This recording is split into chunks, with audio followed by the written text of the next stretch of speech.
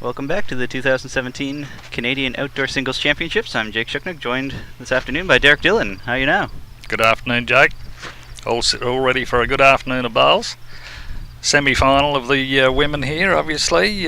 Mary Wright versus Marie Taylor, both from British Columbia. Probably played each other many times over the years. I would have to assume so. This is the second time they've played each other since they've been here anyway. Yeah, Mary the defending champion, but Marie finishing number one seed after the round robin events in the women's group. So should be very interesting. Marie beating Claire Day this morning to get through to the semi-final stage. Marie obviously preparing to go to Australia in November, I think it is, at St John's Park this year. Yeah, so she'll be taking off in October, so she'll be there for a little bit to warm up, and then Champion of Champions with Pat Bird. They'll be representing Canada. Always a nice time to go down south, down to Australia, Jake, that's for sure. Whereabouts were you from? Originally from Australia? Born south of Melbourne, but called Queensland home for a long time. Really called Mackay, Queensland, which was on the central coast of Queensland, about 1,000 kilometres north of Brisbane. The bowls is very strong up there, and obviously different conditions to here, 16, 17, 18 second greens most of the time. What would you say these ones are running at, 12, 13? Yeah, I'd suggest around the 12 probably at this stage, Jake. I think the wind this week, being a bowler this week, I'm just about blown out personally. It's been windy every day except one, and it certainly does affect the bowls. The greens have been running okay. There's no doubt. As with a lot of greens in Canada, they'll have their fickleness and different traits and what have you. But all in all, I think the organisers of the singles here in Winnipeg have prepared the green here nicely, and it's running fine. You can even hear that wind in the microphone, of course, because it has not stopped blowing all week. Non-stop gusts, and I'm sure the players are trying to adjust to it. Does it? Do you find it better when it's going left to right, or headwind, tailwind? Personally for me, it's probably headwind, tailwind, because then you can keep your same lines pretty well, and just obviously give it a bit more juice into the breeze. Mm-hmm. The ladies this afternoon in this first end here, I think Mary's holding shot at the moment, just comes up a little bit short there, but they will have one wider hand and one narrow hand.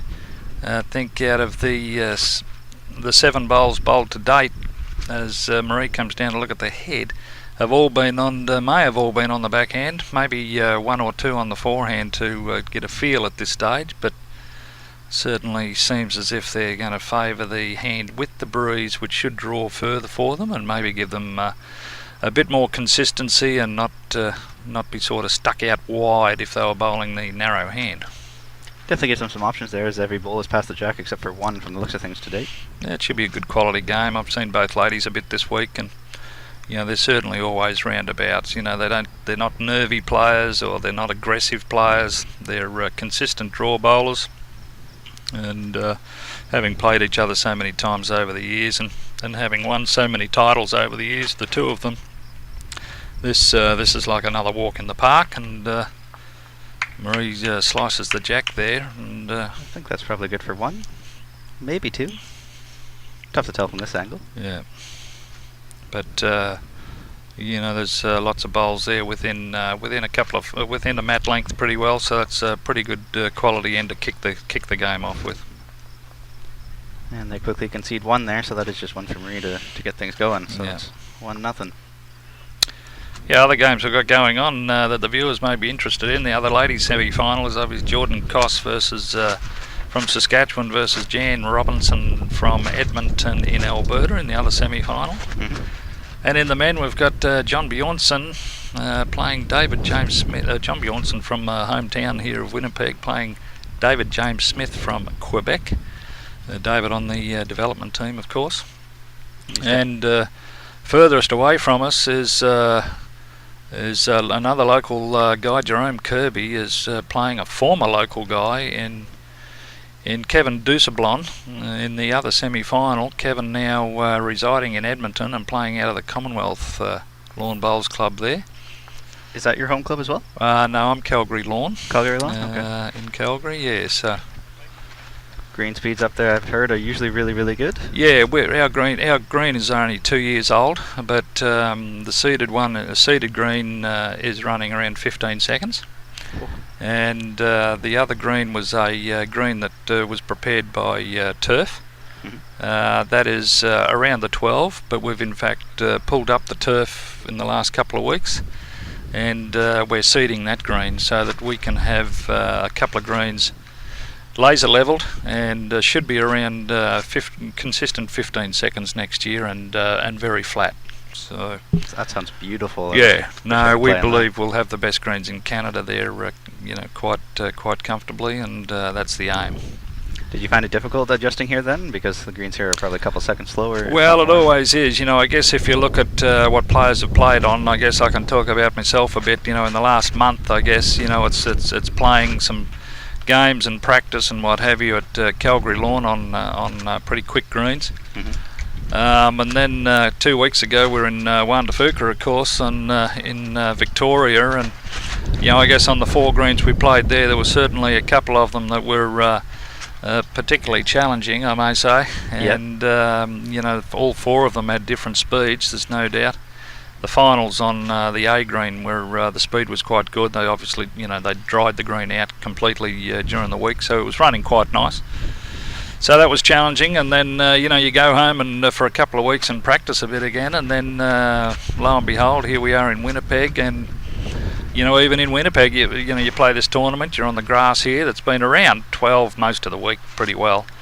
It rained on Monday, but rained and hailed, I might say. Yep. But on Monday, so the grass green here's been around 12, and of course you go and have some games across the way there on the synthetic, so it's even different again. And the synthetic has some different challenges, there's no doubt. I know when I played there, the wind was blowing about 100 mile an hour, I think, on Tuesday. Yeah, that was the windiest day. Yeah, and and the carpet's running around the 13 mark. It's quicker than the grass for sure, but different challenges. So you play all around Canada, you can play all around the world, and you've got to play on different surfaces all the time. So it is what it is, and it's challenging in Canada, of course, with the greens, with with half the year they're covered in snow or ice or something. So it's it's pretty tough. Definitely don't envy the greenskeepers here, as I'm sure that's not an easy task to have to shut it down for 6 months and then try to pick it back up after it's been snowed on for 6 months. Well, it's tough for sure. You want to laser level greens and get them flatter and flatter and flatter, and you just don't have that time. If you look at us here at Norwood, the green's quite good. They've got some new plimps and all. But there are a few tracks here and there. There's some dips and there's some high spots, which you can actually from our commentary position, we can actually see them. We can see some dry spots and that they are the high spots. So, ideally, talking to John Bjornsson, who's the greens director here for the club, he's very interested in getting the green laser levelled, and which means using a machine, obviously, to put a fine line of sand and all on top, and it's finding that time, because you do need growing time for the grass to come through. So for a club to say, well, okay, at the end of August where you can't bowl on this green again, it's a tough decision when there's people wanting to play here. Obviously they've got Dakota across there that they could play at, but it's never the same as your home club. And so, but you've got to make those sacrifices, and you've got to make those decisions for the long term. Otherwise you never do anything to the green except maybe aerate and core and whatever. So if you don't take the long term decision, you're not going to improve the flatness of the green, and really flatness of the greens is the issues in Canada more so. There's unfortunately funding is tough, and that some greens are looked after by the cities and what have you, and there's just no expertise there in regard to mower heights and when to core and when to fertilise and when to put growth inhibitor on greens and those kinds of things. So it's unfortunate, but it is what it is in Canada. Just got to make do with what you got for now, I guess. And it's probably not going to be the easiest thing in the world for Mary and Pat as they're heading off to Champion of Champions down in St. John's Park, as those greens are definitely going to be a lot faster. And well, they will be, yeah, they certainly will be. You know, they're good enough players to adjust. There's no doubt. Pat Bird, for example, plays a lot in the Southern Hemisphere. Pat goes from here to New Zealand, in fact, in October, and they're going down to Dunedin. So he's playing in the New Zealand Open and some city championships in Dunedin and what have you. Pat's partner is doing a PhD in New Zealand.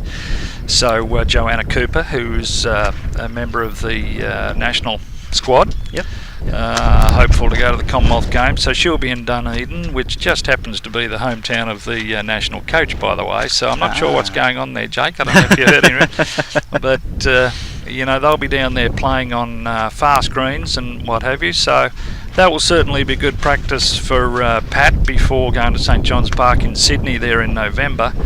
And different for Mary, I suppose. The only thing Mary has, of course, is in Vancouver. She's got the Pacific Indoor facility.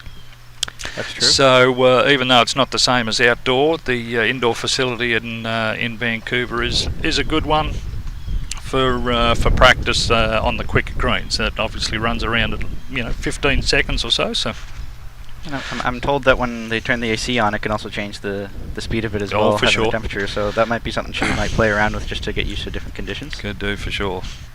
Once again, Mary's bowled in all sorts of parts of the world, so it's not as if going to Australia to bowl is completely new to her. And she'll adapt it. Certainly it's a big tournament. It's the obviously it's the world champion of champions that they're playing in after winning the Canadian national singles. So it's a good tournament. It's a good experience, and certainly everyone has an opportunity. Obviously, those that live in Australia, and it would seem that all the big tournaments are in Australia nowadays. It would seem. Certainly, if you look at Broadbeach, it seems like everything's going that way lately. Between the World Youth Championships, the Australian Open, the World Championships, everything's heading down. And Asia Pacifics are all on the Gold Coast in the next 2 to 3 years, and you don't blame them. There is money there. The conditions are fantastic. The greens are fantastic. They're flat as flat. It's like bowling on concrete, and it really produces a lot of good bowls, and obviously there's full-time bowlers there, and that are professionals now in the game in Australia, and it makes a difference when you can play on it year-round, day in, day out. You can really get a feel for it, and it's no wonder that that club is producing so many champions, whether it's from Broadbeach or elsewhere on the Gold Coast. Oh, for sure. They're playing in great conditions nearly every day. And, high pressure competitions, like it's none of those guys play social down there. There's no such thing as a jitney, which is only a Canadian term.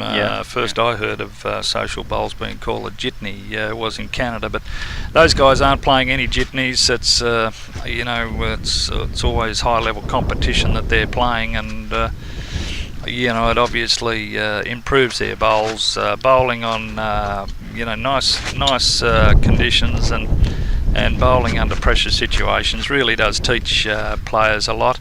And they're so young nowadays. I think Nathan Peterson, who won the Australian Open this year, singles, is like 22. It's a bit like what's happening in golf. The young guys now are not scared or not scared of big names. I remember when I was younger, and there was big names in Australia like Ian Schuback and Perella and all these guys that you were happy to be competitive if you played them in a tournament, but never had the mindset really as a young person to say, well, I can beat this guy. Well, that's all different nowadays, that's for sure. Australia now, if you're in your mid-30s, you're just about near the end of your international career if you're at that level. So it's certainly a young person's sport down there. Absolutely. I know that the Australian rep for this year's Champion of Champions, I believe, is Aaron Tays. Yeah. Or Tees, however you pronounce his last name. I haven't quite seen the draw for that yet, though, so I'm still waiting to see who else will be going. I believe They played off for that a little while ago, and Ryan Bester is actually part of that group of 8, and they just play round robin, and the winner goes with no final or anything, just the winner of the round robin. Yeah, no, well, that's right. Obviously, Ryan Bester, as we know, Canadian boy who's moved to the Gold Coast some years ago, must be like 10 years ago, I guess, and close to 10.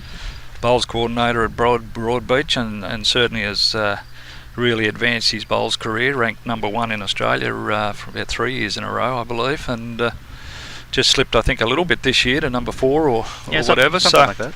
So, and obviously, it really helps your bowls, there's no doubt, and the same with Ontario girl Kelly McCarran, has moved down to Victoria in Australia, in Melbourne, and is playing out of the Clayton Bowls Club. And of course her results since moving down there, a year or whatever ago, was with a recent runner-up in the Australian Indoor Singles Championship. Was a great result on the back of winning a Victorian Open women's singles title down in Melbourne earlier in the year. So, it's certainly been very good. If you've got the talent, it's certainly a place to go to hone your skills. Absolutely. It seems like you can do no wrong by going down there to play. It's not going to hurt your game any. You'll only get better. Well, it's like anything, Jake. It's it's whether it's work life or whatever it is. You've just got to give it the commitment. And those that have got some talent in bowls, and there's quite a few that I've seen certainly around Canada, young guys and girls that have certainly got some talent. Well, what next? Do I take that next step and look at possibly going to play in the Southern Hemisphere, which is a big decision. Obviously, you might be leaving family and or a job or school or whatever it may be, and going down there to commit to bowls. But that's the kinds of things I guess you've got to do if you want to reach the elite level of international play, because certainly you can play all year round, and the level of competition is obviously very high. I guess the first set here at the underway at this stage, and Mary White after 3 ends is 4-1 up, Jake. And yeah, it seems she's doing really well to start this game off, although it's not that Marie's been a slouch in this game either. She's come very close and just got the wrong edge of the jack or just a little bit too much, so it's still a very, very tight ends here. I wouldn't be surprised if this goes to a tiebreaker, quite frankly. They're both very similar players, and it's whoever can just get a bit of a run and get some shots close will perhaps get a few shots up, and I can't imagine that the gap is going to be a large one as a result of this game. Conditions are similar this morning, only obviously it's a bit warmer this morning. You wouldn't know it with Marie Taylor from Scotland. They're always got jumpers and that on, no matter how hot it seems to be. I thought it was interesting that the last game that Pat Bird was wearing a pants and a jacket, meanwhile John Bjornsson was in shorts and a t-shirt. So well, he's a local, of course. He's used to this wind and the chill in the air. So we've had a long, hot summer in Calgary this year. It's been terrific, and that breeze was cool this morning, and we were bowling the other way, of course, this morning, and into the breeze, and then with the breeze and a bit of a blustering breeze going, turning around probably 30 degrees here and there through the game. So it was somewhat difficult, but the wind seems a little more consistent this afternoon, although there's still certainly some gusts there, which add some difficulty to the game. There's no doubt. Did you ever end up looking at the flags or whatnot to try to figure out which way the wind was blowing or which way the gusts were coming from, or is that just sort of... Every time I didn't get one close, Jake, this morning, I looked at the flags thinking it must have been the wind's fault rather than me. So it was somewhat blustery this morning here and there. So it was difficult. I was beaten in the quarterfinals by Jerome Kirby. He bowls with size 7 bowls. Certainly didn't seem to. It didn't affect his bowls like it affected mine. But that's the way it is. He was certainly a lot closer than me, kind of strange that they don't make those size 7s or even size 6s anymore. I think 5 is as big as they make now, and I wouldn't be surprised if they drop down and just start with 4 and lower. Could do, you know, certainly sevens, man, oh man, they're a big bowl. You see them going down, they just don't seem to stop. And there's not many players using size sevens. You know, I'd hate on the fast greens to be using size sevens in Australia. Man, oh man, they just would not stop. Yeah, so, no, good luck with that. You know, I don't remember seeing size sevens in Australia in years and years. So.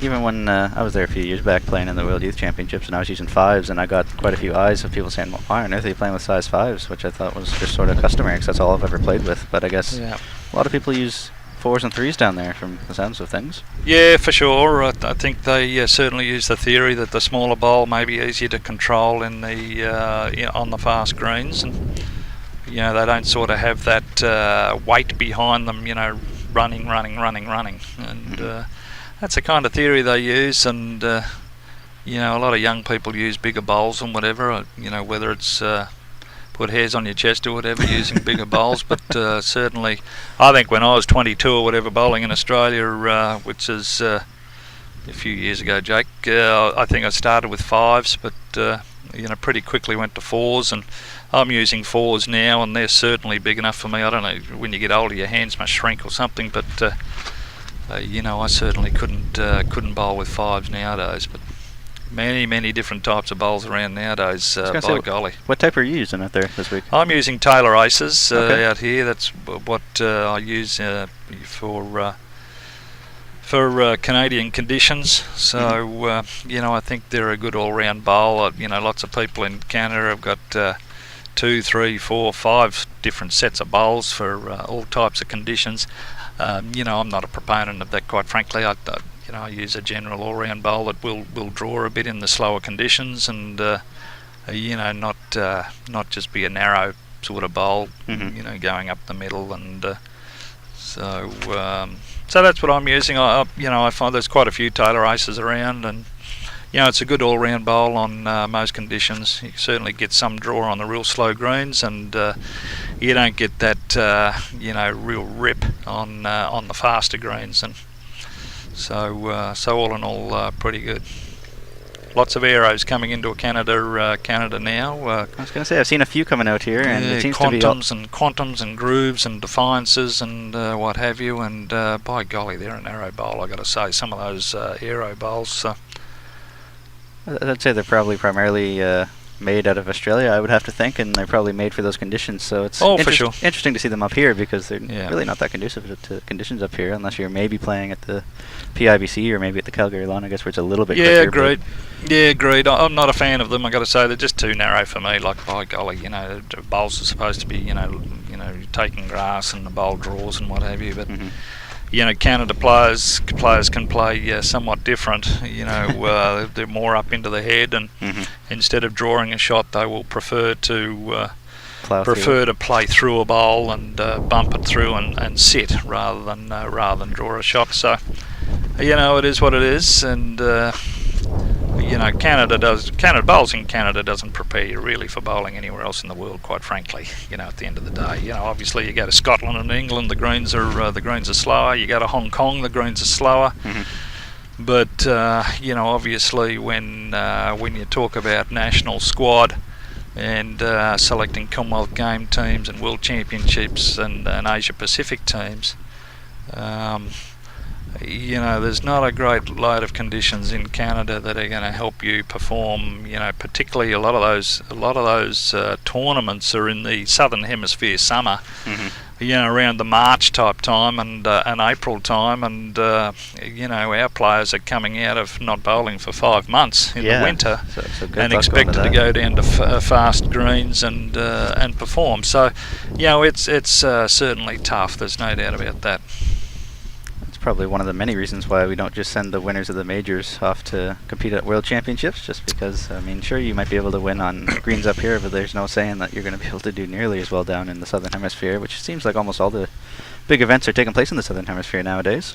Yeah, they do seem that way. Obviously, the Commonwealth Games is the next one coming up. I think 4th of April. It starts on the Gold Coast. The bowls is based at Broadbeach. That's going to be a tough go for Ryan there, as he's going to have to organise and possibly play in it as well, which is well, no small task. he'll be playing in it. There's no doubt about that. I think he'll be Canada's singles representative, and probably will skip the pairs. If I had to put some money on it right now, I'd be dumbfounded if that selection was any different. But he's certainly bowls coordinator. That's his home club. He shouldn't have too much work to do. What happens is that the Commonwealth Games committee take over these clubs. Okay. And they run the tournament there. So Ryan won't be involved. I wouldn't have thought in certainly in any running or operational matters in regard to the tournament. But he may, as a pride thing and what have you, be certainly around the club somewhat more. But I suspect that he'll be generally with the team, and with Terry Scott, the new national team coach from New Zealand. I suspect he'll be with the team and doing what they're doing, and hanging out with the team, and certainly shouldn't have too much work to do and what have you with the Broadbeach club.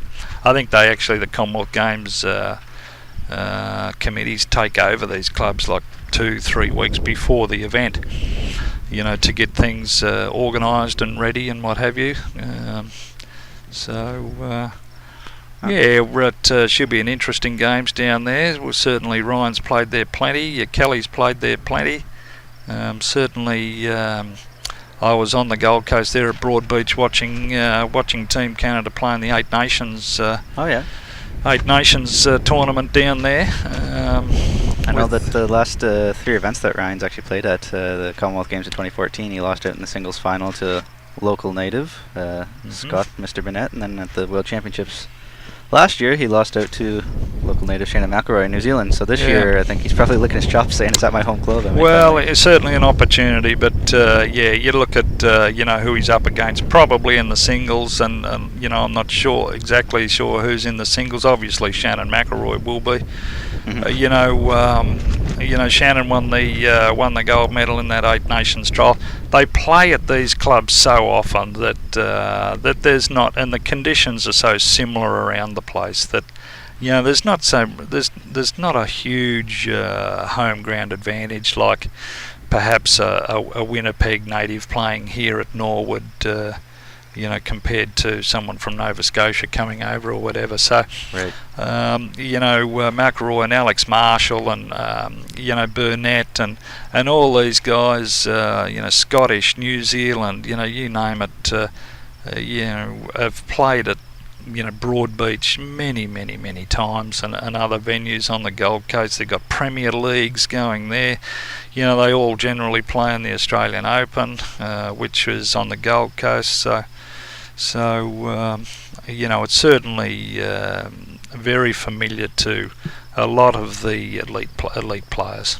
Did you stick around to play in the Australian Open this year, or no? No, I didn't. I'm the head coach of Alberta, right? So I gave some commitments to prior to the season that certainly I'd be available for coaching with anyone. Mm-hmm. I'm effectively a full-time coach / player every now and then, but full-time coach in the summer in Calgary now, and I'm coaching people throughout the day and of a night time, and then once we've got our provincial events done,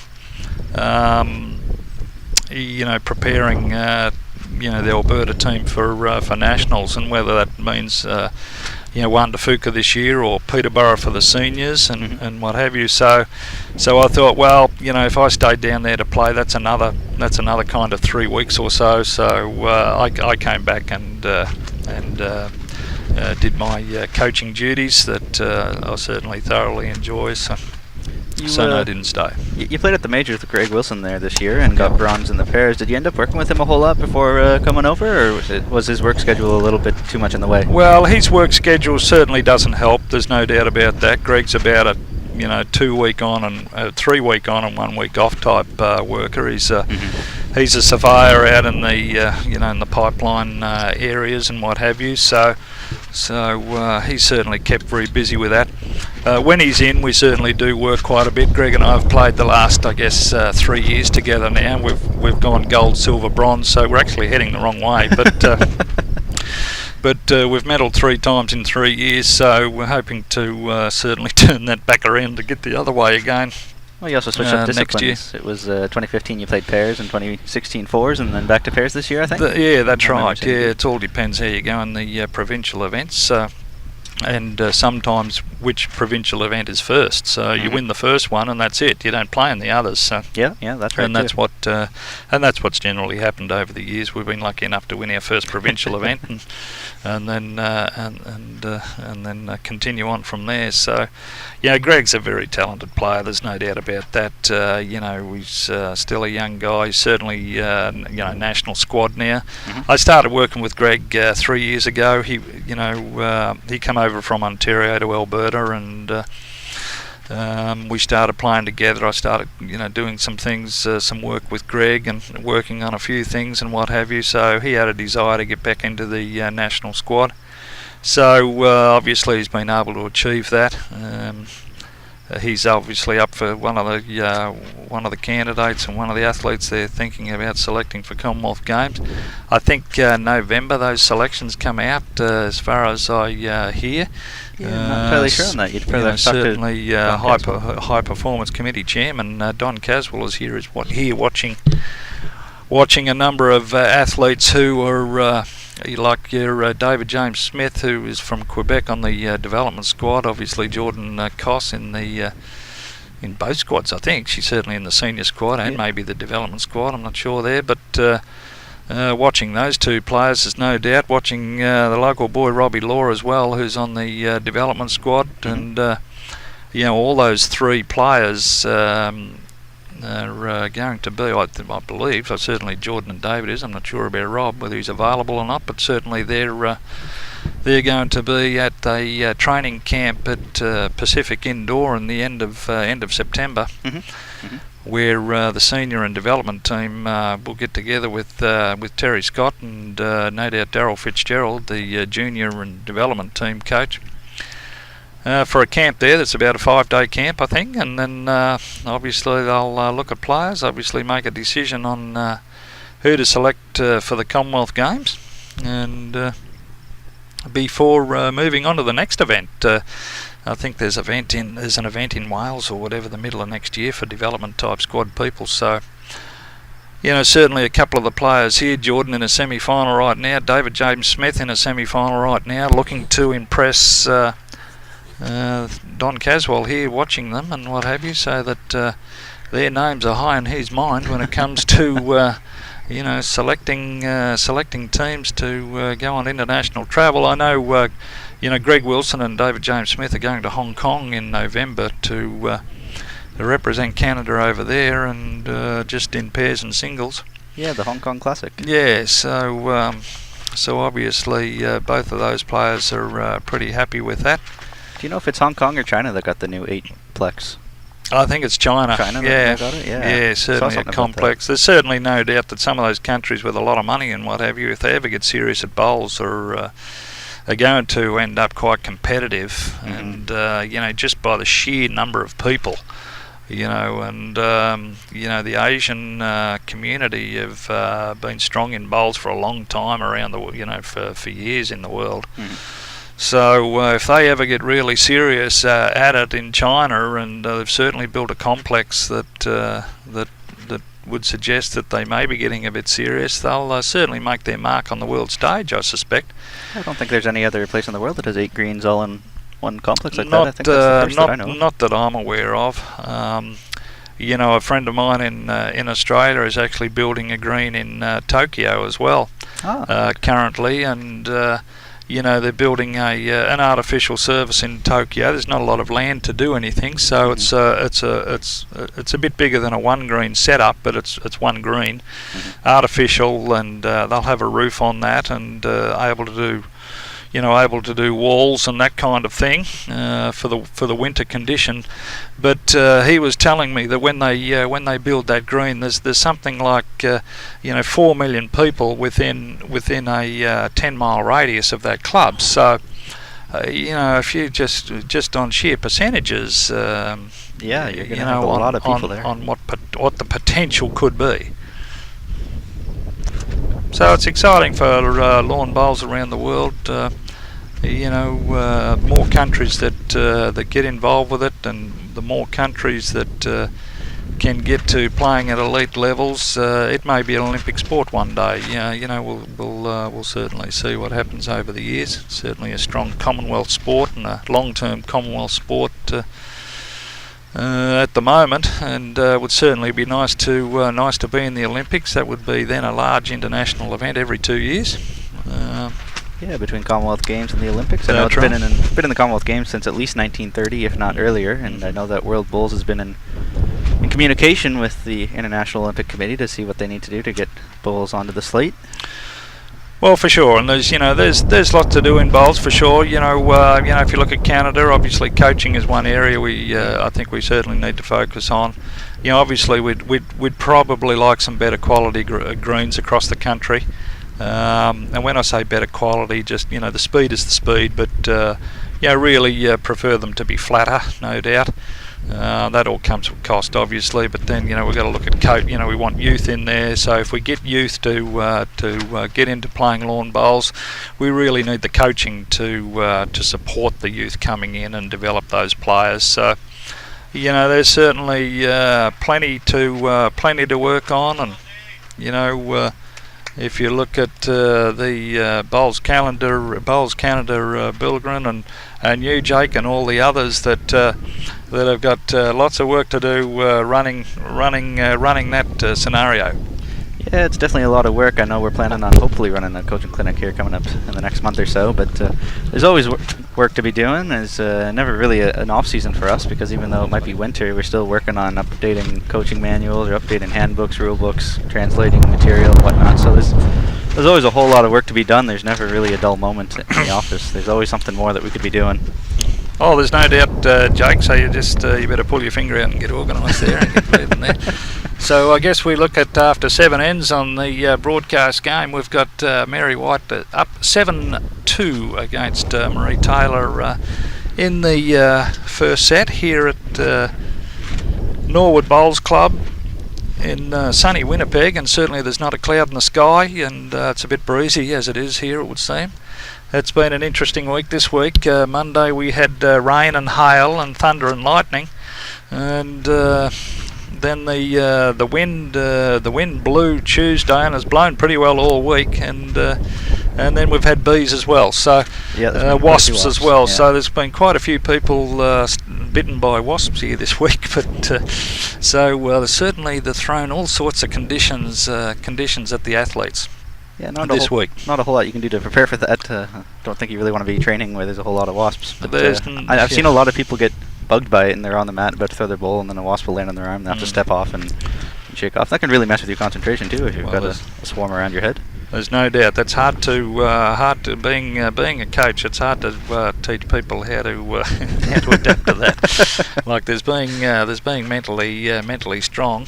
So that score is now 9-2, Jake, after 7 ends in this semi-final game. Yes, no, there's always plenty to do, as you say, in regard to coaching. I know myself that coaching and has been very busy out on the greens with from anything new to experienced bowling, from novice bowlers to Team Canada bowlers for me, and then. And also doing the training off the green, all the multi-sport modules through the NCCP, which is the National Canadian Coaching Program. I think is that what it's called? Yeah, it's the National Coaching Certification Program. Certification Program. Yeah, pretty close. The Coaching Association of Canada is sort of the main coaching body that looks after coaching for every sport. They make sure that everyone's got the know-how to look after athletes in various situations. A lot of it has to do with sort of, I wouldn't say common sense situations, but I mean how to make ethical decisions and stuff like that. So it's not necessarily sport specific per se, but it is still useful to know in case a crisis arises and just how to. Well, that's right. It's certainly been interesting for me. I've done all the modules and all in the last, a bit less than 12 months, but probably about 14 modules or something in all, and it's been good meeting other coaches from from karate to gymnastics to swimming to hockey to archery to you name it.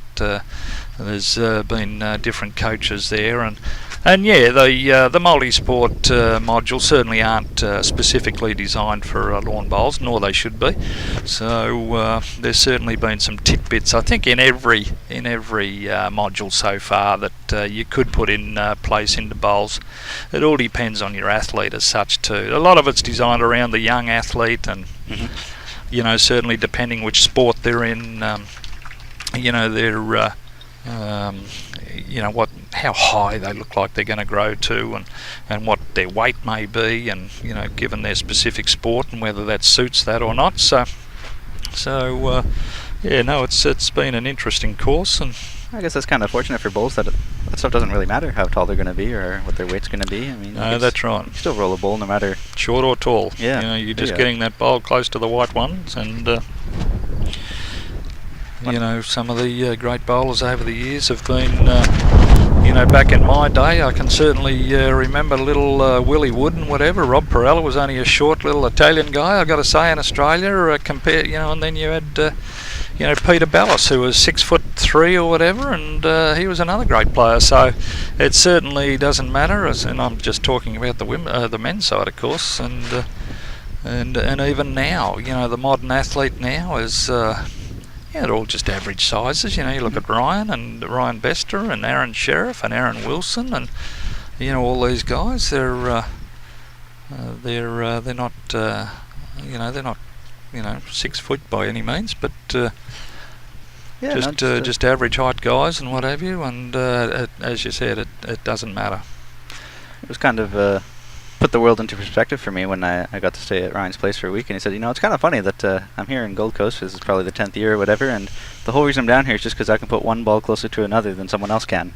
And I thought, yeah, that's kind of an interesting way to look at it, that you're on the other side of the world and making a living off it, and just because you can put a ball closer to another ball. Well, that's right. You know, certainly sport is, you know, sports like that. You know, you can make some money at some sports when you're successful, that's for sure. And it doesn't matter whether it's sport or business or whatever. If you're successful, you know, because you work at it and you do whatever, then you know, you can make some money, obviously, in business or in sport. If you don't work at it and you don't put the effort in and you don't show the commitment and the dedication, then you're more than likely not going to be successful. You know, it's the same with bowls. You know, it's all about planning.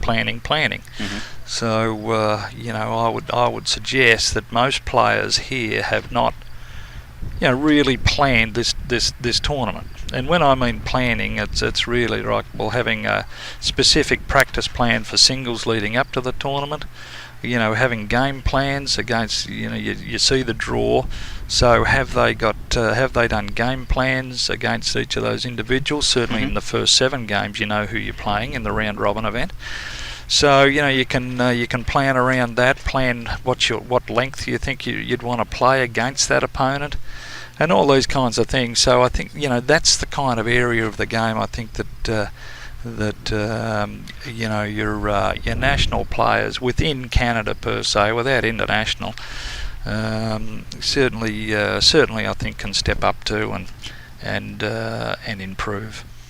I think that might have been one of the modules was actually called How to Plan a Practice or something like that, but that's not necessarily specific to what you're talking about, because what you're talking about is actually getting ready for this specific event. Well, exactly, and that's what you do. And there is module. There's actually 2. There's practice planning and there's advanced practice planning, in fact. Okay. And that's around, you know, planning practice sessions and what have you. And then there's all sorts of things, obviously, in the other modules, psychology of performance and all kinds of things that you know, you can relate to bowls. And for those that are really keen, and I know I have a couple of pupils that are really keen, and in fact, you know, one of them this week here, he's a, you know, a 2-3 year bowler. This was his first national singles championship, and he showed me what he'd written out for his game plans and what have you for this week. You know, so you know, they're starting to think about that, and then, you know, practice and get the results and play the tournaments, and lo and behold, you know, it's got to help you get some success. Absolutely. I can see John Siteman's something around here. I promised him he could be on the broadcast. Yes, certainly could. Set, that'll be fine. Obviously, the first set over, and went to Mary Wright in that scenario, Jake. So it's been lovely to join you this Yeah, afternoon, Jake. Thanks and for hopping on. If you're still around this afternoon, I'll talk to Pat Bird, who's going to commentate the finals, but he might only want to do a set and might have you on for the second set. He's a public servant accountant. I don't imagine you're going to get much out of him, Jake. All right. Well, thanks for having you, Derek. We'll talk to you later. Thanks, Jake. And so that first set actually did go to Mary Wright in only 8 ends, so since it was mathematically impossible, they kick-started things 1 end earlier than normally would have happened, just because that's the way the rules go and the conditions of play. So I'm joined now by John Seitman, a Nova Scotian who is competing in this event. How you doing, John? Oh, pretty good, Jake. This seems like a very good afternoon for some bowls, and definitely some of the cream of the crop have descended up to the top. And it should be some fitting conclusion to a great week here in Winnipeg. Yeah, I could not agree more. The ladies here have been putting on quite a show. I've been talking to Derek Dillon here for the past set, and we've been going over a whole lot of national team stuff and what's going on around the world in bowls, which has been great. But haven't actually had a chance to say too much about this game. I've noticed that Mary Wright's been absolutely killing it on the scoreboard, but every time I look over, it looks like Marie Taylor's just hanging around there, but just not quite getting the bounces that she needs to.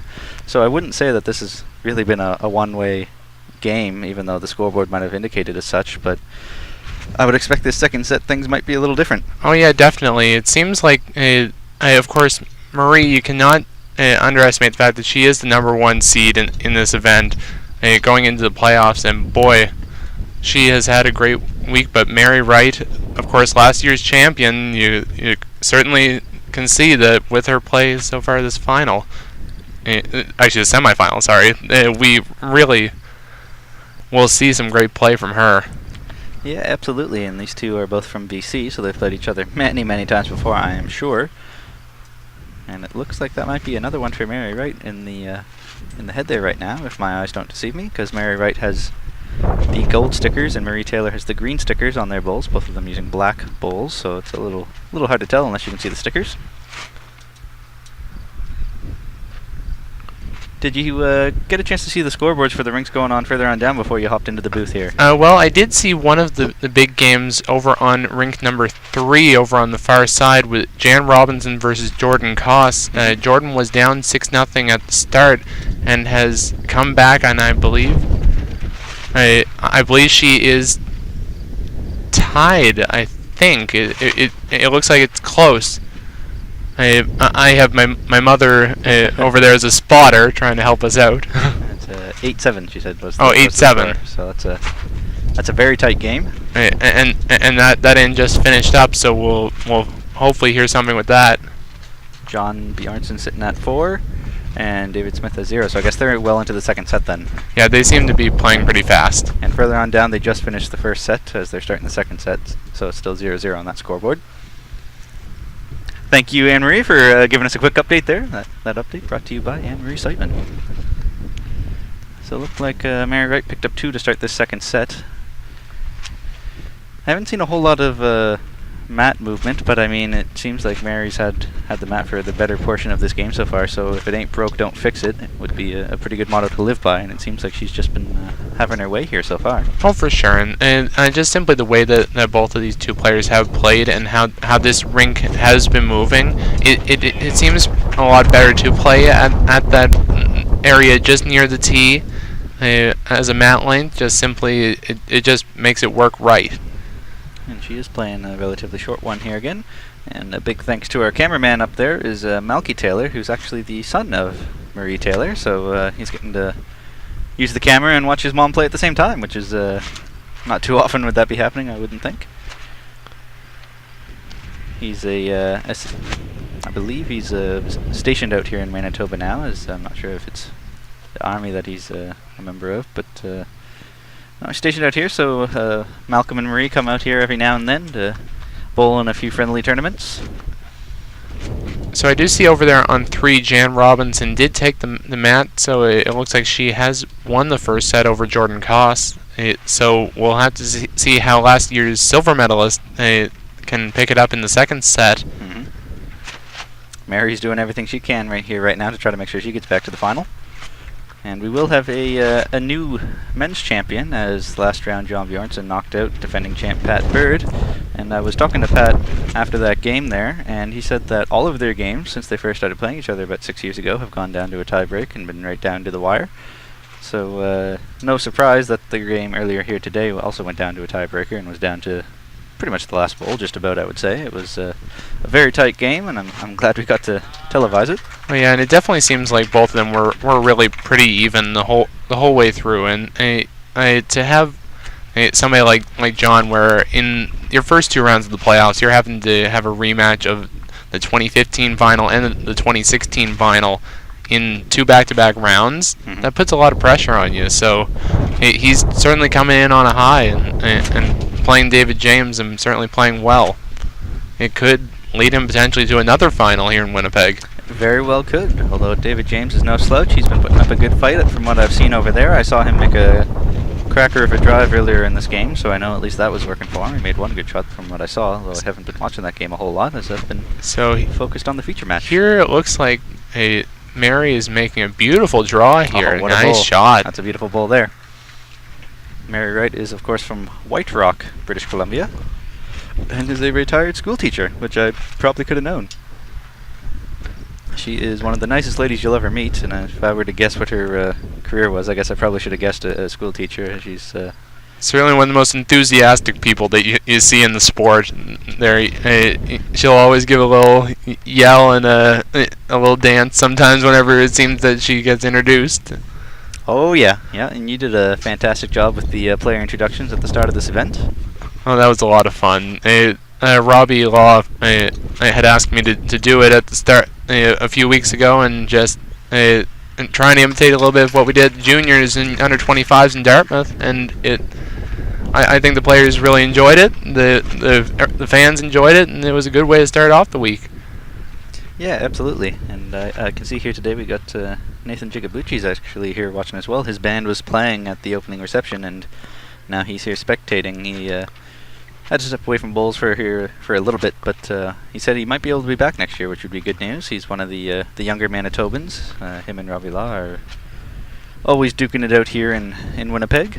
And certainly he was just a few years ago, before he had to take his little break from bowls, he was one of the top ones in this country, having won in Saskatoon. He won silver in the under 18s and under 25s in the same tournament. That's pretty impressive, but also pretty disappointing to be right there to the final and not quite able to grasp it. But yeah, not very often. Certainly one of the best. It's not very often that someone makes it to the final, let alone gets silver. But I don't know how many times it's happened that someone's won gold in the under 18s and the under 25s in the same year. That, of course, won't be possible starting next year, but I know it has happened in the past. In 2008, I believe Caitlin Briley did it for the women. I only know that because I was there. I believe the most recent one would have probably been 2014 with Priscilla Westlake. Yeah, that was probably the most recent. That would make sense. I can believe that. Priscilla, of course, is a member of our senior squad and will be competing in the indoor singles again this year. Yeah, the defending champion. Yeah. Oh, big shot from David James Smith. Sitting 2 right on the jack. He made a beautiful takeout over there on 2. And you can hear a smattering of applause, and it's not just because they're cheering for David James Smith, but mostly because the spectators here are just cheering a good shot. He's up against John Bjornsson, who's the local, so I'd have to think there's a lot of local support for John, but it's nice to see that the spectators are actually cheering for just good bowls rather than just one person over the other. I've competed in many events where it feels like even though when you make a good shot, nobody seems to care because they're just so dedicated to their province's player. So really good to see that even though David James isn't necessarily from Manitoba, he can make a good shot and get the respect from his peers. And it seems like the crowd have been really a very informed crowd, that they certainly cheer for a lot of great bowls, no matter what province it's been. And the support for the players has been astounding from the Manitoba crowd. And it's certainly made it even more enjoyable for us as the week has gone on. Yeah, and I've got to give a big thanks to all the volunteers that have been helping out here, as I've had the pleasure of working with many of them, as I've had guest commentators like Phil Clark and Bob Strong and several others. So it's been great to get to actually know these Manitobans, the Winnipeg folk here, as several of them have operated cameras and helped me set up and tear down and whatnot. So big thanks to all the volunteers. It's been a long week for them, I'm sure, and it's hard to believe that we're already here at finals day. This is the last day, and also I think probably the last event that we'll be streaming this year, which is a long summer, but well worth it. Yeah, definitely a very long summer of great bowls, and the viewers have been treated to some great action all throughout this 2017 season. Yeah, absolutely, and by the time you're watching this, there'll probably be other videos up on YouTube, so feel free to go and click on the links and watch some other great action, as you can catch all of the streaming action from the 2017 season where I was at streaming them. So there's the juniors, the under-25s, the majors, and this event, so lots to watch during the winter months when you're got that itch for bowls. I know I'll be probably watching quite a few of these. I've already watched several of them. I went through all the feed for the majors already. I know most certainly I'll be watching my match from earlier in this tournament against Pat Bird during the second round. I know I could pretty much assume naturally some of the commentary coming out of that match. I'm trying to remember who I had commentating with me that game. That was Shirley, and I believe right. I believe pretty much the comments were almost don't drive on the fourth bowl, keep all your bowls on the green, don't choke on any big shot. Well, that's been sort of a recurring theme of don't come up short. I wouldn't say don't choke, but just don't be short. We've seen quite a few games here, and this end is another example of it, where all the bowls are just coming up short of the jack, aside from that one there that's sailing through. And looks like that's in the ditch, so still every bowl on the rink is short of the jack. So that makes it very difficult to play singles when you're not even reaching the head. So I know that I've had a chat with Robbie, I've had a chat with Don Caswell, I've had a chat with many folks, and they're just flabbergasted about how many short bowls have come to hurt people. And so during that last round that we were streaming between Pat Bird and Jan Bjornsson, we were commenting on how much of a better chance folks had just because their first bowl was past the jack, and how helpful it was with their fourth one when they actually had that chance to trail it back or come in for a takeout or something, just because they had that insurance bowl at the back. So anybody in Canada who's watching right now and doesn't know a whole lot about singles, my advice to you would be to make sure you at least have bowls reaching the head, because they're only going to help you if they're past the jack, whereas if they're short, they're likely just going to hurt you. Oh yeah, for sure. Usually you always have, it's better to have something in behind, simply because if you're in front, it does not give you really good chances to make a draw in it, to either score more points or save an end. Yeah, Robbie was keeping track of his stats this year, actually, and he said that 10 of the games where he had, any game where he had 10 or more short bowls, he ended up losing, but less than 10 he'd end up winning, which I thought was an interesting stat, and well worth it to show that if you don't have short bowls, you're giving yourself a chance. I might have to keep track of stats like that myself once I get back into playing. Yeah, maybe I may need to do that too. Just keep track of short bowls. I feel like that'd be relatively easy to write down whether you were short or not. Marie Taylor coming in here. She looks like she's close. Oh, just sailing through. Oh. I'm not entirely sure why she was throwing weight at that, as it looks to me like she's already lying one from here, although that might not be the case. It's only a 1 point either way for these two ladies in the head right now. And it's a 2-1 game, so I'm wondering if maybe she was looking for Mary's bowl. I'm not entirely sure. That might have just been overly aggressive shot as Mary's coming down here into the ditch as well. It must be picking up a little bit of pace here out there. The wind has died down a little bit, so there's definitely no cause for that, unless they were playing into the wind, and the wind's gone now, so that might be why.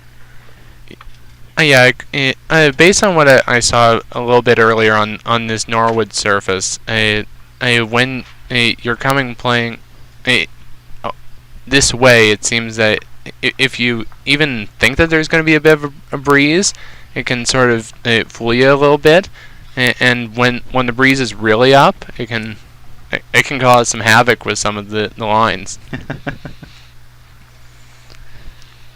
I see that you're wearing a Regina shirt here right now. I'm told that you've got plans to be heading back to the Australian Open here coming up soon. Yeah, we're probably we're going back definitely in 2018, and we're already just this week we've been trying to figure out some plans for another trip in 2019. Already setting up with some of my junior colleagues and see if we can put a little run on in the men's fours and men's pairs. Do they play triples down at the Australian Open, or is it just pairs, fours, and singles? It's just singles, pairs, and fours, and then there's a few other events for bowler with disability and under 18. But by then, I think I'm a few years out of under 18. Yeah, that's for sure.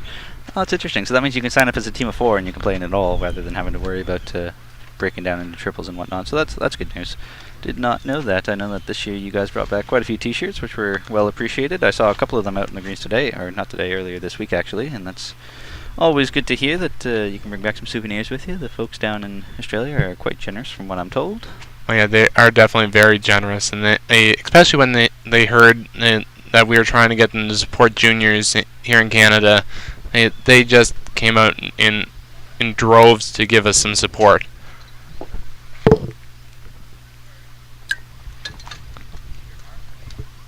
Things are actually really starting to get warmer here today. This is probably the warmest day of the entire week, so I'm wondering how that's going to take its effect on the green and on the players, as they've had a strong breeze pretty much the entire week, as you heard from Derek Dillon there in that first set. I wouldn't be surprised if that might actually have I wouldn't say a negative effect, but a different effect on the green, as it's going to be a little bit hotter, and that might affect some of the lines, might speed things up just a shade, and that might make all the difference in the world. Yeah, it will definitely speed things up, and as well, based on what I'm seeing from the flags a little bit, there is a little bit more of a firm breeze going toward the direction that our two players are playing here in our feature game. So combine that with a little bit of added speed, it could make for some very interesting decisions as you get deep in the set. And of course, with Mary Wright winning that first set, she's off to a 3-1 lead here in this second set. So Marie's going to have to pick up her socks, because she's going to need to win this second set. A tie will not do it. You need to win the second set to force a tie break if you've lost the first already. And I've seen quite a few tie breaks here in the men's quarterfinals, so I wouldn't be surprised if we see a few here in the semifinals as well. And it seems like the whole week that it just shows the caliber of play here in Winnipeg for this Canadian Singles Championship. It seems like if there were less than 4 or 5 tie breaks in the run of a whole round between the Norwood and Dakota surfaces, it would be a very low time, because it seemed there was tiebreakers aplenty as the round robin went through. Yeah, and I'm going to give a big shout out to Mr. Clutch, is what I think I'm going to call him from now on. Brian Coleman was playing in 5 of his 7 round robin games, went to tiebreakers, and he won all 5. So that's... Oh, wow. That is coming up clutch. So I guess he's our second Mr. Clutch of the 2017 season, because we all remember how clutch Lucas Caldwell was at the U25s. Yeah, Luke did come up pretty clutch. I was quite shocked that he got back into that final, to be honest. He played really well once he did come alive, but I thought Cam had that game wrapped up in the books to start. But no, yeah, Luke started off a little bit slow in that tournament, and then really came alive and got better and better as the tournament went on, which was always good to see, that you can pull up your socks and get better. It's always scary when you go in the other direction.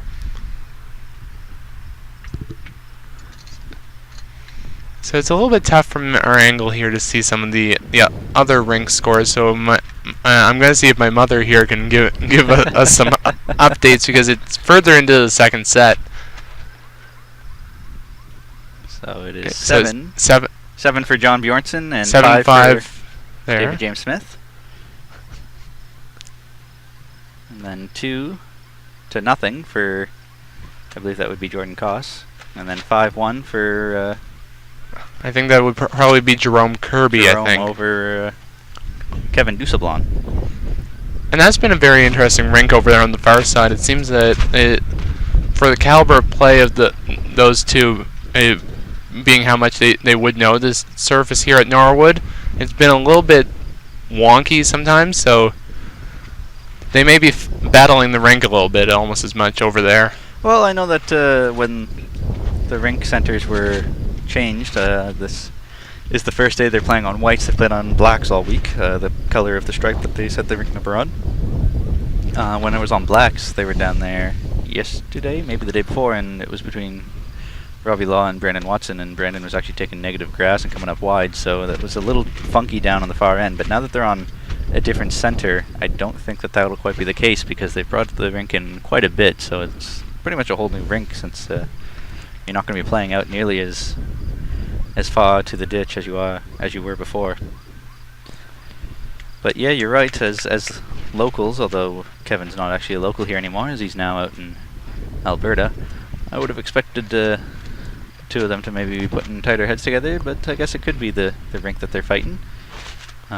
Kevin was from Manitoba for numerous years, and just recently this year moved out to Alberta for his job. And then Jerome is, of course, a local here, so no surprise that the two of them are battling things out here in the semifinals. So one of them's guaranteed through to the finals. And that'll definitely delight the home crowd having a Manitoban in the final.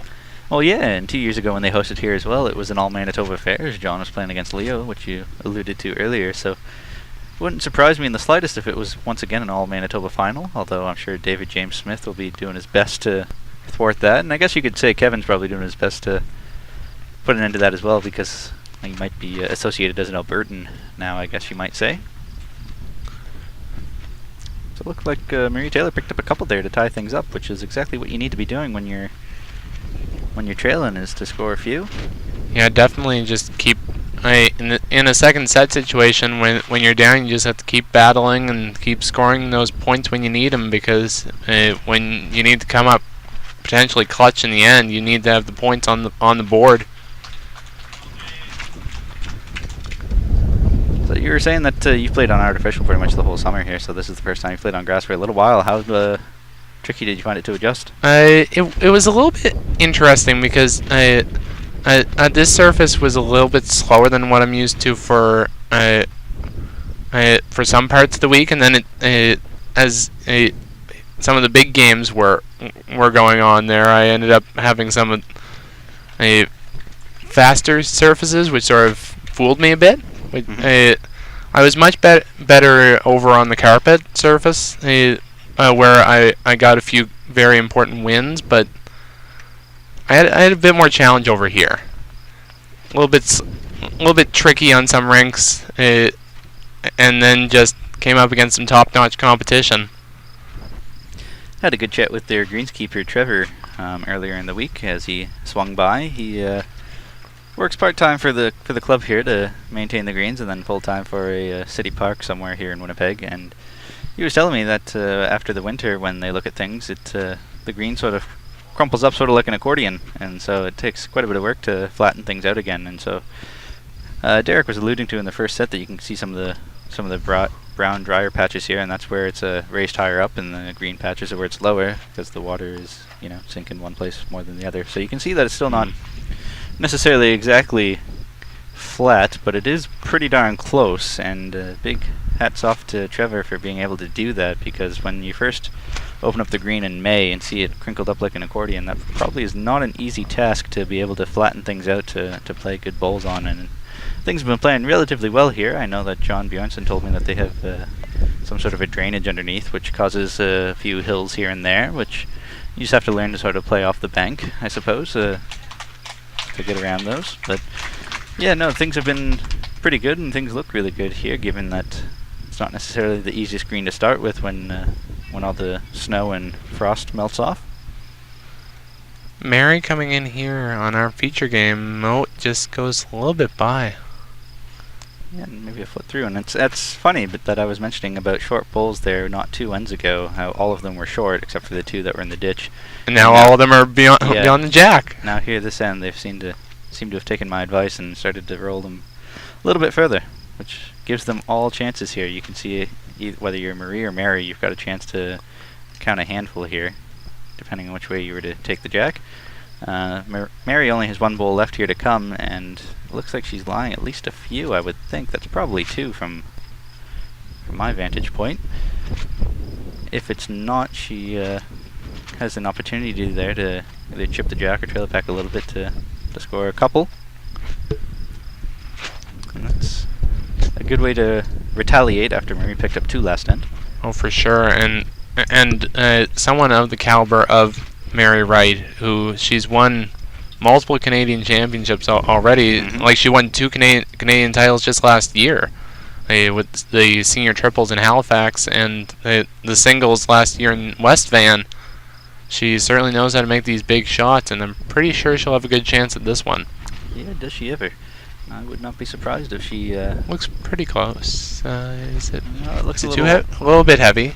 a little bit wide from my point of view here. Oh, but it will come. It's coming back quite a bit. That might be in the count. That's probably shot itself, to be honest. I believe it is there. Yeah, looks like it is. What do we know? You thought it was heavy. I thought it was wide, and it's shot drawn. So clearly, we shouldn't be on the commentator here. Hey, but you see, some points there, it is a little bit deceiving because it just again depends on which rink you're on, which part of the rink you're playing at. There will be some of those little bits of hook and spots where it will slow down. So obviously they just hit the right spot. It came right in, and it was a good shot for Mary Wright. I know it's also really deceptive to be sitting here in the commentator booth being on a diagonal. Bob Strong and I had a real tough time yesterday gauging who was shot and who wasn't based on distance, because the angle that we're on here right now, it's not directly in front of or behind or on a side either, so it's a little tough to tell how close balls actually are, so that might also play a factor as balls are coming down, as we're not seeing come head on. David James Smith is in front to get some water. Looks like a double water break, because I think the women's semifinal also there. I think Jordan took a little quick break. Now Mary's having a really good measure here. This must be a pretty close measure. They've already kicked out 3, so Mary's line 3 for sure, and is trying to get that perfecta. And I don't know if she's got it. She's using one of those Henselite metal tapes. I'm personally not a fan of those. I prefer the string measures myself, but I know some people absolutely dismiss string measures and don't like them at all, so I wouldn't say it's up to your preference, but there are definitely options out there for what you want to buy. Okay, looks like they're going to call an umpire out for this one, so obviously it must be pretty close. Yeah, there are definitely umpires available, although 2 of them are next door on the men's rink doing a jack measure. So I guess Emily will wind up that jack tape and then hop right over here. Oh, my apologies, it's Sandra Mulholland coming in here for a measure.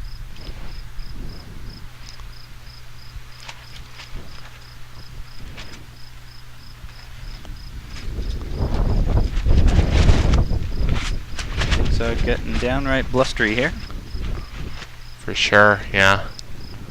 I was worried about the winds being a factor today, as after those massive winds on Tuesday, I quickly looked at the forecast to see what things were going to be, and it hasn't been quite as bad as Tuesday yet, but it looks like we might be getting that way here today. Yeah, it seems like it. The commentary tent seems to be creaking around a little bit, and hopefully the players aren't having it affect the bowls as much. But again, once you get to this stage, I'm sure all 8 of these players on the rinks certainly know how to deal with it pretty well. Mm-hmm. And so after this event is done here today, the next national championship is the Canadian Mixed Pairs, which the official arrival date is September 14th, but the play actually begins on the 15th and goes to the 19th. And then after that, there's a fairly decent break before the indoor singles, which starts October 29th, I think is the arrival day, and goes till November 4th, which I'm still working with the provinces to figure out who's going to be going. Difficult to organize an event while you're at one. Yeah, I know we'll be sending for the mixed pairs. Steve and Lorraine Bazanson coming back for I don't know how many times they've been to that event, but for the 703rd time in a row, it's Steve and Lorraine Bazanson. You could swear that they have, and they certainly know how to make playoffs in the Canadian mixed pairs. Yeah, you could have booked their ticket for the last 20 years in a row before you had your playdowns. They've been a staple there pretty much. Unfortunately, I came up a little bit short against them when we had our qualifier for this last year. We were in the semifinals and came just a little bit short, as Steve Bazanson did what he does, win. A lot. Yeah, I was quite happy to be out in Dartmouth, Nova Scotia there for the juniors, so I could have a chance to talk to Steve. I haven't seen him for years. I've been not necessarily at all the events that he's been to, as I haven't had much fortune as a player, and now I'm only going to events as a Bowls Canada rep. But I met Steve, I don't know, probably 7 years ago at a training camp, and him and I had a good chat about basketball. I think was what we first started connecting on him, and fantastic guy. He's a real nice bloke. Yeah, fantastic guy, great bowler, and Yeah. Oh, looks like... All right, so that's a 4 then for Mary Wright. And that is a big count there, especially this late in the set. Funnily enough, at Pulse Canada, we actually give out perfect end pins for getting a 4 in singles, because technically the definition of a perfect end is scoring all of the points that you possibly can in an end, which in singles is 4, so I mean that is by definition a perfect end. So if you do happen to score a perfect end, whether it's singles, pairs, triples, or 4s, send us a copy of the scorecard and go on our website and print off that pin form. I'm not entirely sure where it is on our website, but it's on there somewhere. I believe it's on the awards page, if I remember my website knowledge correctly. Very well could be. So go on there, print it off, fill it out, send us I think it's $5. Send us a check for $5, and we'll ship you off a perfect end pin. Far end is 9 for For Kirby. Jerome and 1 for Kevin Dusaplon. So Jerome Kirby up 9-1 over Kevin.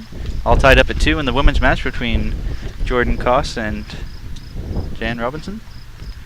And then between John Bjornsson and DJ. I think that there's a few people in front of the scoreboard, so I think, of course, I'm sure you've had to deal with that a lot over this season. Yeah, this has actually been the best event here so far for not having people in front of the scoreboards. The juniors was a bit tricky, but the majors was the worst. There was always someone in front of a scoreboard. I could hardly see anything.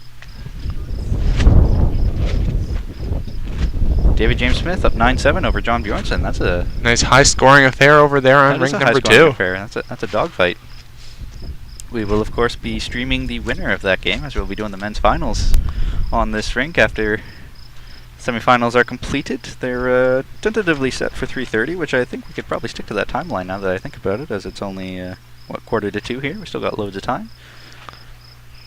3:30 p.m. local time, and then that'll be it for the outdoor singles. There were 32 men to start, and we're now down to the final 4. And there were 11 women to start, and we're down to the final 4 as well. And it's certainly been a great week. The field has been excellent. Like to have some of these ones where you have many national champions throughout this field, and all just certainly playing top-notch bowls all throughout this week. There were no easy games for anyone, even when the score went up pretty high. Yeah, that's the one thing about sets, is that you just have to string together probably about 6 or 7 good ends, and you can win the game. One of the reasons why I'm personally not a huge fan of sets, I find that it's not always the better bowler that wins. You just have to string together 7 or 8 sets, or 7 or 8 ends, and you can win the game. Yeah, it really varies when you play sets play versus points play, because simply sometimes sets play, though again, yes, you could win the game with not having won more points in the overall scheme of things. Sometimes sets is so much different because you have to have a more aggressive tactic, versus in points play it's more a patience type of game. Yes and no. I'd argue with you a little bit about the aggressiveness. I find that I can play singles and points quite aggressively, and sometimes you can start playing real aggressive and get a few 4s and just trounce your way through the game that way. But I guess I see your point in the sense that ends matter, so you have to play to a certain time. Yeah. Play to a limit. Speaking of 4s, I think I see over there on rink number 3 a 4 for Jordan Koss. I think. It looks like a lot of those raspberry ripple around the jack. And speaking of 4, Marie Taylor just got up to 4.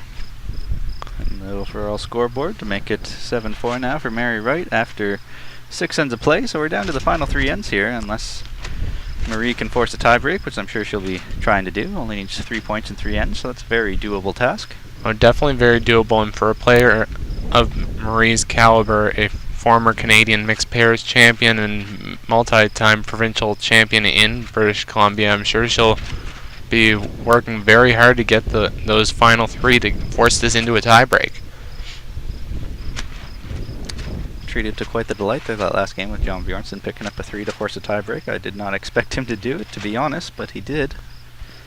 And again, that may be a little bit of that local knowledge, and that mixed with some champion tactics that of John Bjornsson. I don't know if I could say a whole lot about local knowledge based off that last game, as there were quite a few times where his bulls got lost on that outside track and just held up near the out of bounds mark. It was a touchy line. If you get a little too wide, then you just hang out there. And I saw that happen to him a couple times. So, although he does have local knowledge, being a local resident here, I don't know if it helped him a whole lot that last game.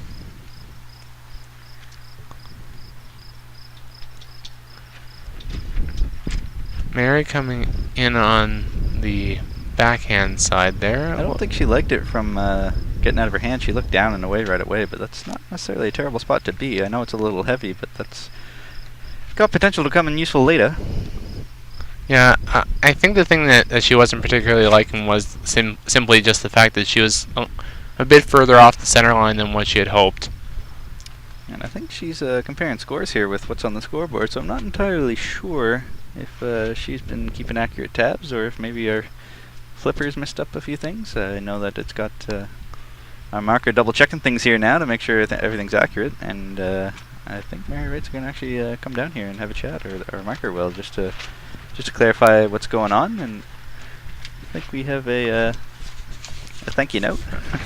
Oh, my mom wanted me to quickly thank the Cosses and the Watson family. They gave us these beautiful Regina Lawn Bowls Club shirts to thank us for a little bit of the hard work from the juniors and under 25s. So we decided that here on Finals Day we're wearing them with pride, supporting my friend Jordan over there. It's always nice to get a new shirt. I remember when I used to be a player and I'd travel around to different events, I'd always want to trade shirts with whoever I could and get a nice little collection. Never have too many. Yeah, you definitely can never have too many shirts. I brought 8 to this event. Here's a beautiful bowl here from Mary Wright. Oh, great bowl. Shot itself, I would believe. It looks like David James Smith is bowling up a storm against John Bjornsson over there. Definitely making John work for it. Yeah, definitely. And Marie Taylor again is just getting the wrong side of the jack and chipped it over closer to Mary. Seems like she's been, in the words of Ed Mulholland, snake bitten every time she tries to move a jack. That's the words that Ed used for me last time when I was here playing John Bjornsson in the semifinals. Every time I sneezed on a jack, it went to John, it seemed. It looks like, based on what I'm seeing there, it looks like the men's semifinal over on 4 may be over, because I see Kevin is taking his balls off the green. So Marie's coming down here to take a look with bowl in hand. And if that's the case, it was Jerome that was leading that set, right? So that would mean that Jerome is through to the finals. And it would definitely make for a very successful week for him, having finished up the round robin as the number 2 seed in this event. Mm-hmm. Winning a really good section there, I believe in Section C, and bowling up a storm here in the playoffs. So he will certainly be a very worthy opponent for whoever gets out of our game on 2 between David James Smith and John Bjornsson. Yeah, we live streamed Jerome Kirby against Russell earlier in the week, and Jerome was just playing lights out, both hands.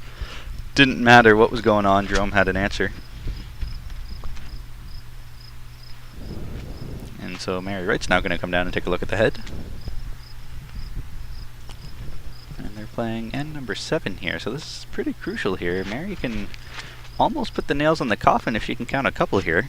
She's up 3 in the game right now.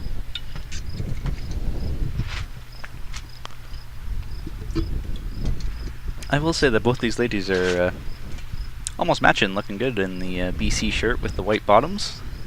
It's nice to see the provincial colors. Yeah, those BC shirts are really nice. I believe they just got them last year, if I remember correctly. And yeah, I think you're right on that. And I saw earlier in the week Glenn Taylor was wearing one of the older BC shirts, and I thought those looked pretty good too, but not quite to the same extent as these newer ones do. Not sure if you were... I'm not sure if anybody really had a chance to see them aside from those who were at the majors, but Quebec actually has some really nice shirts that weren't their official playing shirts, but it seemed like most of the Quebec players had them. Their official playing shirts are what David James Smith is wearing right now, but Someone out in Quebec, I would have to assume, designed some new shirts, and they look real sharp. I believe I'd heard that it was Michel Leroux that was the one that designed those shirts. If I remember correctly, the ones that you're talking about, and I definitely agree that they do look really nice. Yeah, absolutely.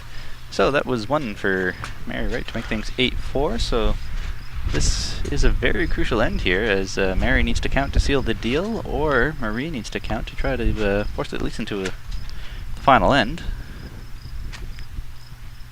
This is end number 8 that they're playing. 7 in the books.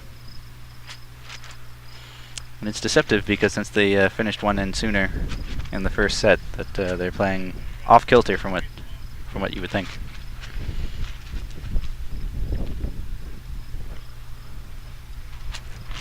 So John's not throwing his last bowl over on rink 2. I'm not entirely sure if that means they're forcing a tie break or if... Yeah, I think they're into a tie break between John and DJ. Oh, that is definitely a big one there. Both playing really well, so a 3-end tiebreak over on 2 with the winner to face Jerome Kirby in the final. Does not surprise me one bit that game went down to a tiebreak, as both those players are absolutely brilliant bowlers. Yeah, they've been bowling lights out all week, so definitely not a surprise. And so here we are getting down into the crunch time here of this game.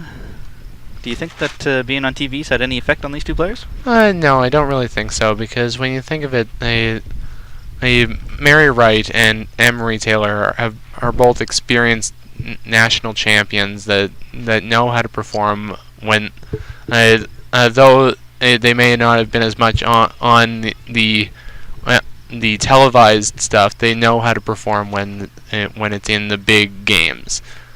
So definitely, I don't think it would be as much of an effect on them. Again, we don't know what they're actually thinking in their heads right now, but yeah, that is fair. I remember when I was in Australia for the World Youth Championships, and I played in the mixed pairs against Ben Twist and Christina Kirstich. There were, I think, 4 Australian selectors that were watching that game. One of them was videotaping, one of them was keeping track of stats, and 2 of them were doing other things watching that game. And for the first, I think, 6 ends, I played lights out and got us off to a 6-0 start, and after that I fell apart. But for the first 6 ends, they were videotaping, keeping track of stats, then after that they left, and as soon as they left is when I fell apart, and then Ben came on, and we got blown away that game. But I remember talking to Ben after the game, and he said that he was actually a little nervous having all the selectors there, because I think that a big part of them being there has something to do with being selected to what was then their development squads, or something to do with the Australian Jackaroos. So he confided in me that it was a little intimidating having so many selectors hovering over his shoulder, and that's part of the reason why he struggled. Well, I know my mom, though she didn't quite notice until she had been told after the game, she did have Steve Glasson, the national team coach, watching her Australian Open singles game against Carla Krzanek. She was lucky enough to get to play the Australian #1 there, and ended up turning some heads when it came down that Carla ended up defeating my mom 21-16. But certainly put a little scare in the Aussie squad. It's a big bowl here from Mary.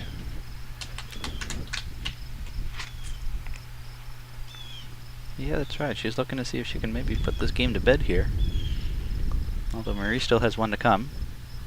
And Mary is awfully close. Awfully close. Great ball. That should be #1.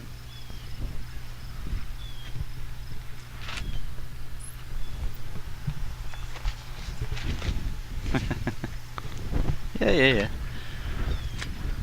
Okay, so it is a big shot here. Yeah, this is really a game-saving shot here. If Mary counts here, this is the game. But if Marie can count, then she can at least force it into that last end. Coming in on that forehand side. And just outside. So I believe that's the game, although these ladies aren't shaking hands yet, so could be wrong.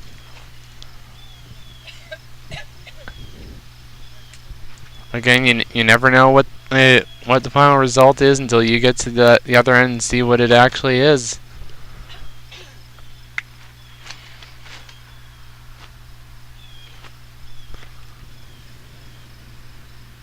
And Marie's looking over Mary's shoulder for the scorecard just to see if it is accurate, and second guessing here. They're matching things up here with the marker. And the shake hands. There you go. Make the final. There, Mary Wright picks up the victory to advance on to the women's final.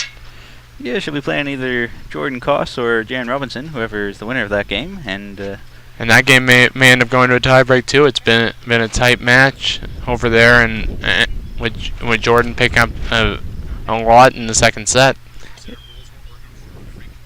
8-2 for Jordan right now, playing the second set, so we could see that one going into a tiebreak. Yeah, that's right. Big 2 final games on the rink as we are just about to finish this broadcast. Yeah, so we're all done here for now, as our cameras aren't going to be able to reach over there yet. We'll be back around 3:30 with the men's final, whoever that will be. I believe it's going to be Jerome Kirby against either John Bjornsson or David James Smith, whoever wins that game. So tune back in then. That's it. Thanks for commentating here, John. Oh, thank you very much for having me, Jake, and hopefully you'll have a great men's final.